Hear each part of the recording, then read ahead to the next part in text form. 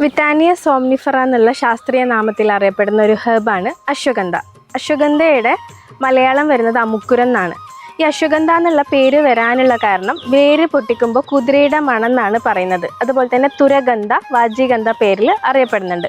ഈ അശ്വഗന്ധയിൽ വിദാഫറിൻ എന്ന് പറഞ്ഞൊരു കോമ്പൗണ്ട് ഉള്ളതുകൊണ്ട് തന്നെ ഇതിന് അണുനാശന ശക്തിയുണ്ട്.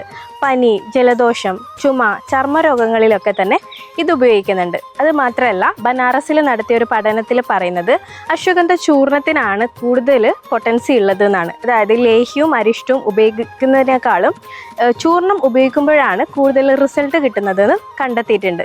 അതുപോലെ തന്നെ ഡോക്ടർ മാളവികയും സിംഗും നടത്തിയ പഠനത്തിൽ പറയുന്നുണ്ട് മാനസിക വിഭ്രാന്തിക്ക് ഏറ്റവും ഉത്തമമായ ഒരു മെഡിസിനാണ് അശ്വഗന്ധ എന്നത്. നമ്മുടെ മനുഷ്യ ശരീരത്തിൽ ഹൃദയം, അതുപോലെ തലച്ചോറ്, നാഡി ഇവയൊക്കെ ഉത്തേജിപ്പിക്കാൻ വേണ്ടിയിട്ട്, നിദ്ര ഉണ്ടാക്കാൻ വേണ്ടിയിട്ട്, അതുപോലെ തന്നെ അപസ്മാരം, ഉന്മാദ കേസുകളിൽ അശ്വഗന്ധ ഉപയോഗിക്കുന്നുണ്ട്. അതുപോലെ തന്നെ ഇൻഫെർട്ടിലിറ്റി കേസുകളിൽ ഉപയോഗിക്കുന്നുണ്ട്.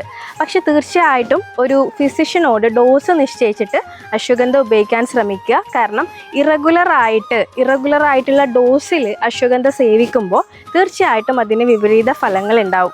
ഒരു ഡോക്ടറുടെ തീരുമാനപ്രകാരം മാത്രം മരുന്നുകൾ സേവിക്കാൻ വേണ്ടിയിട്ട് ശ്രമിക്കുക.